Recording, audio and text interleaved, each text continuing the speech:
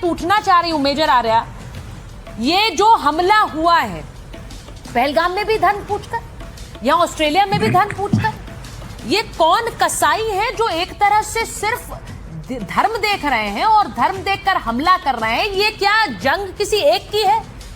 क्या ये हिंदुस्तानियों की है? क्या ये इजरायलियों की, किसकी जंग है? बहुत बहुत धन्यवाद सुचारिता अपने शो में बुलाने के लिए। इसमें दो तीन चीजें हैं जो मैं बात आपको बताना चाहूंगा। पहली बात तो यह है कि चाहे वो पहलगाम हो जहां पे आतंकियों ने मारा हो लोगों को, चाहे ऑस्ट्रेलिया हो जहां पे आतंकियों ने लोगों को मारा हो, वो उनको जानते नहीं थे जिनको मारा था, वो परिचित नहीं थे उनसे, उनकी कोई आपसी रंजिश नहीं थी। वो स्पेसिफिकली ज्यूस को मारा गया। हकूना फेस्टिवल ऑफ लाइट्स कहते हैं उसको, 8 दिन मनाई जाती है, तो वहां पे वो लोग इकट्ठा हुए और जानबूझ के उनको मारा गया। और पहलगाम में भी धर्म पूछ के मारा गया। ये एक विचारधारा है, और ये विचारधारा जो है, this is in perpetual conflict with the rest of the world. देखिए, या तो आप अलाइन कर जाएं इसके साथ, विचारधारा के साथ, या तो आप अलाइन कर जाएं या आप मार दिए जाएंगे। और ये हमें प्रूफ दिखता है। मैं इसको अगर आपको ऐसे समझाऊं कि this is not war, this is a constant state of conflict. जब हम वॉर कहते हैं तो हमें ऐसा समझ में आता है कि रॉकेट चल रहे हैं, मिसाइल चल रहे हैं, ये वो नहीं है। This is in a constant and consistent state of conflict. लगातार आप एक जद्दोजहद में लगे हुए हैं बाकी दुनिया के साथ। तो ये हमें देखने को मिला, बड़ा अफसोसनाक वाकया है। और मासूम लोगों को मारा गया है। Wherever innocent people are killed, it's always bad. और ये हुआ है, हमारे सामने हुआ है। ये देखिए आप, ये मैं एक और बात आपको कहना चाहता हूँ। जिस तरीके से ये दोनों बाप बेटे सिविलियंस हैं जिनको बताया जा रहा है कि बाप और बेटे हैं, पर जिस तरीके से ये बिना हिले हुए और लोड कर रहे हैं, ये फायर कर रहे हैं, ये आम सिविलियंस नहीं है। They have got military training. ये बिना मिलिट्री ट्रेनिंग के पॉसिबल नहीं है कि आपने इतनी गोलियां चलाई, आपने 12 या 15, जितने भी मीडिया बता रहा है, कोई 12 बता रहा है, कोई 15 लोग आपने मार दिए हैं। They have received military training. इनको किसी ने सिखाया है, और बड़े आप देखिए, बड़े आराम से, कोई छुपाव नहीं, कुछ नहीं, कोई आड़ देके नहीं। मैं आपसे पूछना चाह रही हूँ, आपने एक बड़ी बात कही, आपने कहा इनको मिलिट्री ट्रेनिंग मिली है, इसके बिना ये मुमकिन नहीं है। यानी कि जो अगर किसी के पास गन है या किसी के पास राइफल है, वो घर में रख रहा है, लेकिन वो इस तरह से जाकर नहीं कर सकता। ये मिलिट्री ट्रेनिंग है, लोगों को मार दिया जाए। कहां से मिल रही है ट्रेनिंग? पता नहीं कहां से मिल रही है, ये तो सुचरिता जी मैं नहीं कह सकता कि कहां से मिल रही है ट्रेनिंग। लेकिन ये बात है, जितने कॉन्फिडेंस के साथ ये लोग हथियार, देखिए अमेरिका होता मैं फिर मान लेता, ऑस्ट्रेलिया में हथियार पाना इतना आसान नहीं है। अमेरिका में तो स्टेट्स हैं जहां पे आप ऑनलाइन ऑर्डर कर सकते हैं, जैसे हम लोग ऑनलाइन ऑर्डर करते हैं खाना पीना।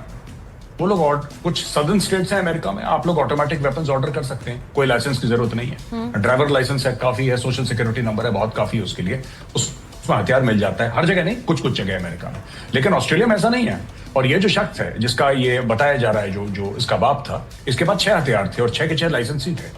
सो इसको ट्रेनिंग हासिल है। मैं ये नहीं कह रहा कि किसी ने इसको किसने इसको ट्रेनिंग दी है, कौन सा मुल्क इन्वॉल्व है, मुझे इसके बारे में जानकारी नहीं है। लेकिन ये देखिए, जिस तरीके से चला रहा है हथियार, जिस तरीके से ये फायर कर रहा है, और जिस तरीके से इसका वेपन नहीं हिल रहा है, ये लगातार लोड कर रहा है, फायर कर रहा है, लगातार लोड कर रहा है, फायर कर रहा है, वेपन दाएं बाएं नहीं जा रहा है। कोई सिविलियन चलाएगा जिसको नहीं पता है, जिसको जानकारी नहीं है, और दुनिया भर में उसकी बैरल घूमेगी। दिस पर्सन इज ट्रेन्ड, मैं इतना कह रहा हूं।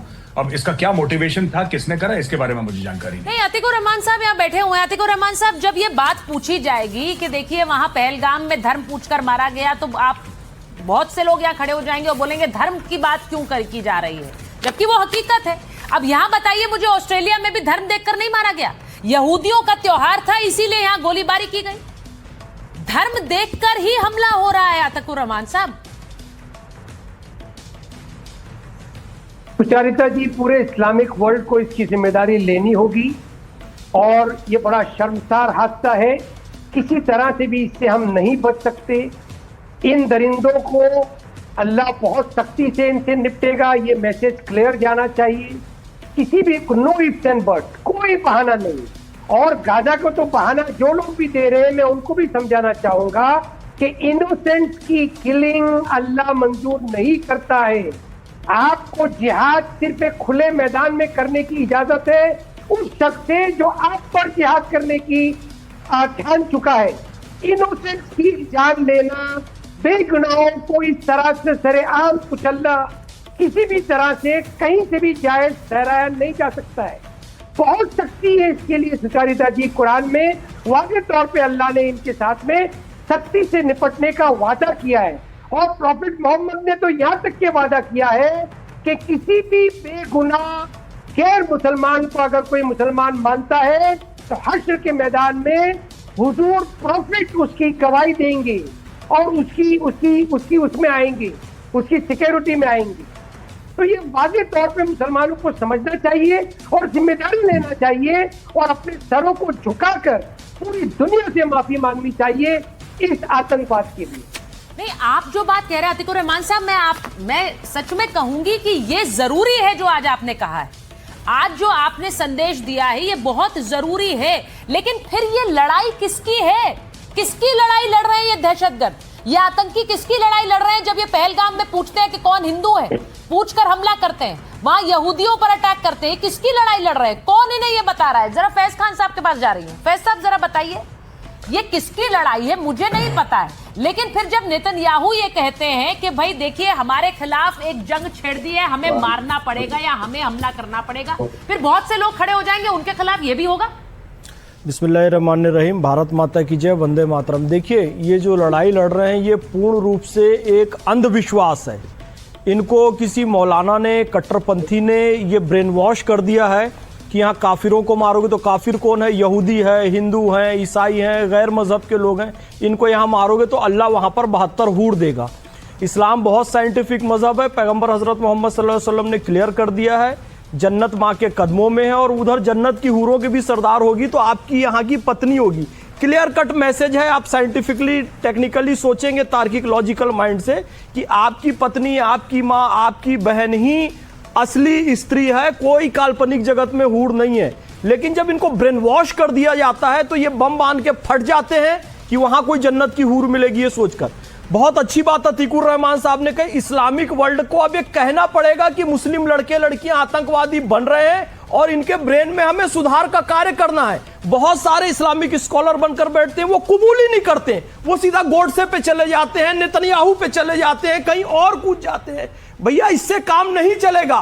आप धर्म सुधार आंदोलन बहुत ही बढ़िया क्रिश्चियन रिलीजन में चला, हिंदुओं में चला, यहूदियों में चला, मुसलमानों में अब तक धर्म सुधार आंदोलन नहीं चला। अब मुस्लिम लड़के लड़कियों के माइंडसेट पर काम करने की आवश्यकता है। नहीं तो आप सोचिए पहलगाम में कलमा पूछ रहे हैं, कपड़े उतरवा रहे हैं, ये क्या हरकत है? ये आधुनिक विश्व में रहने लायक लोग हैं? ये तो जंगली जानवर हैं। वही काम सिडनी में भी ये कर रहे हैं। मैं हैरान हूं कि आतंक की ऐसी मोटी पट्टी बांध दी है आंखों पर कि पिता बेटे को लेकर आतंकवाद में कूद रहा है।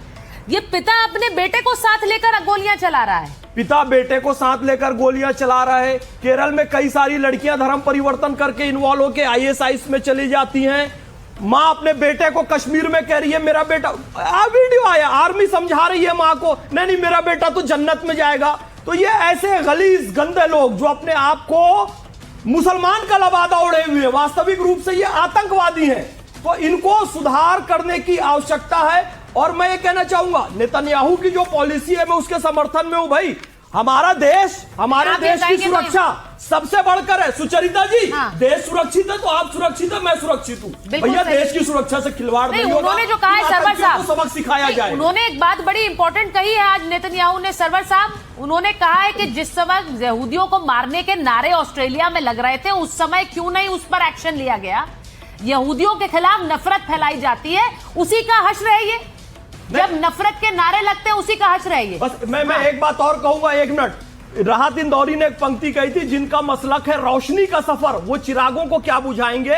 अपने मुर्दों को जो जलाते नहीं वो जिंदों को क्या जलाएंगे? लेकिन ये चिरागों को बुझा रहे हैं। यहूदियों का भी फेस्टिवल ऑफ लाइट था, यहां पर भी दिवाली का विरोध करते हैं। और अफसोस की बात, यहां के तथाकथित धर्मनिरपेक्ष दल तमिलनाडु के एक मंदिर में दीपक न जले इसलिए एक जस्टिस के खिलाफ इंपीचमेंट लाते, यानी दीपक, चिराग, रोशनी, नूर को बुझाना इनका काम है। ये शैतानी ताकतें हैं। सुचरिता जी, मैं सरवर साहब आपके पास आऊं, जिन शैतानी ताकतों की बात आज फैज खान साहब कर रहे हैं, क्या उन पर सरवर साहब भी अपनी आवाज उसी तरह बुलंद करेंगे? उससे पहले बताऊं कि जो फ्रांस का एक थिंक टैंक है उसके मुताबिक 1979 से 2024 के बीच दुनिया में आतंकवाद की भेंट तकरीबन 2.5 लाख लोग चढ़ चुके हैं। 2.5 लाख लोग।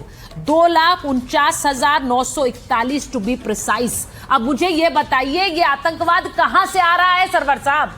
यहूदियों के खिलाफ जब नारे लगे तो उस समय कोई नहीं बोलता है। नहीं, बिल्कुल सही है। फैज खान साहब के आखिरी शब्द को मैं आगे बढ़ाऊंगा, और आप जितनी बातें आपने रखी हैं, तमाम पैनलिस्टों ने रखी हैं, वो सब मेरे जहन में है। मैं बार बार तकरीबन 2-3 साल पहले भी किसी चैनल पर यही बात आई थी, और एक चैनल पर तो अफगानिस्तान के समय ये मुद्दा उठा था तालिबान से जोड़कर। मैं बार बार एक बात कह रहा हूँ, आज फिर कह रहा हूँ, सभी बुद्धिजीवी वर्ग हैं, पैनलिस्ट हमारे, उनका सम्मान रखते हुए कि आतंकवाद को पहले तो परिभाषित किया जाए। यदि धर्म पूछकर मारना आतंकवाद है, मैं भी मानता हूं इस बात को, बिल्कुल आतंकवाद है, शैतानी हरकत है, उस पर सख्त कार्रवाई होनी चाहिए, धार्मिक कार्रवाई, प्रशासनिक कार्रवाई, सामाजिक कार्रवाई, उसका बहिष्कार किया जाना चाहिए। लेकिन केवल ये किर्त अगर मुसलमान करे तो आतंकवाद है, और यही किर्त अगर हम स्टेट को धर्म पूछ फिर चोर चट्टे की तरह करने लगते हैं इस्लाम के खिलाफ।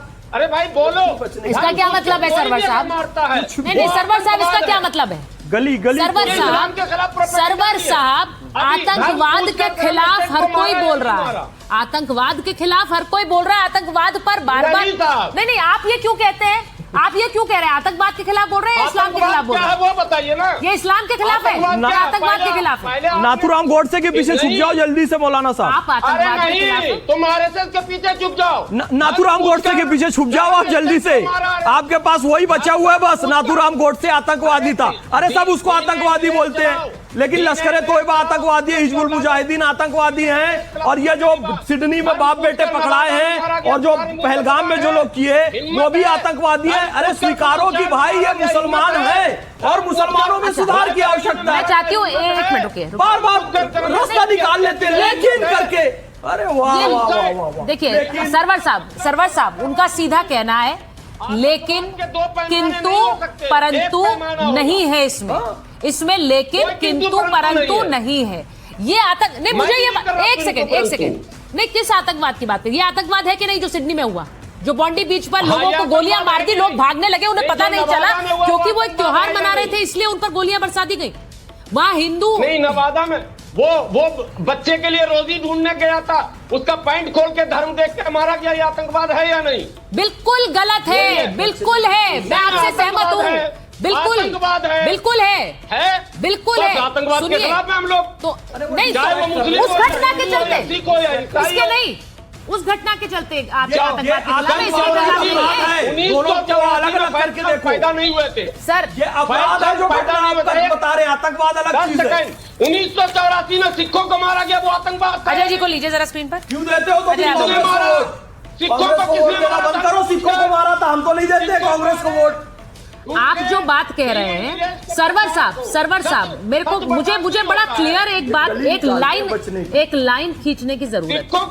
मैं आतंकवाद की बात नहीं, वो आतंकवाद है कि नहीं है? नंगा मारा गया, वो क्या है? मारा गया 84। अरे क्यों? एक सेकंड अजय जी जवाब एक भी मुसलमान पर मुकदमा है तो बताइए। 1984 में सिख विरोधी दंगे में एक भी मुसलमान के खिलाफ अगर मुकदमा है तो नाम बताइए। एक सेकंड सर, एक बात बताइए, आप क्या यहाँ पर ये प्रूफ करने के लिए बैठे हुए हैं कि कोई यहाँ कोई भी इस्लाम के नाम पर लोगों को बदनाम कर रहा है? नहीं, आतंकवाद के नाम पर बदनाम कर रहा है, और करना चाहिए, बताना चाहिए, क्योंकि आतंकवाद गलत है, आतंकवाद गलत है। अजय जी जवाब दीजिए, अजय जी जवाब दीजिए। गलत है। एक मिनट, अजय जी सिख को मारे तो आतंकवाद नहीं, किसने कहा? को मारे तो आतंकवाद किसने कहा? सुचेता जी एक बात है, ये होता है सॉफ्ट कवर। सॉफ्ट कवर नहीं, अजय जी बोलेंगे। ये होता है सॉफ्ट कवर देना। मॉब लिंचिंग, नरसंहार और इस्लामिक आतंकवाद, तीनों में अंतर समझ में नहीं आता है आपको? नहीं अंतर। मॉब लिंचिंग, सिखों का नरसंहार, मॉब लिंचिंग, मैसेकर यानी नरसंहार और इस्लामिक आतंकवाद, तीनों में अंतर पता है कि नहीं आपको? या जानबूझ के अनजान है? मॉब लिंचिंग हुआ, अखलाक का हुआ, चाहे नवादा में हुआ, अपराधी पकड़े गए जेल में। ईसाई टेररिज्म, सिखों का नरसंहार हुआ, वो दंगा नहीं था, नरसंहार था, क्योंकि दंगा में दो तरफ मरते हैं, यहाँ सिर्फ सिख मरे थे, और उनको अभी तक हम लोग खींच के ले जा रहे हैं, जेल में डाले, उनकी कार्रवाई चल रही है।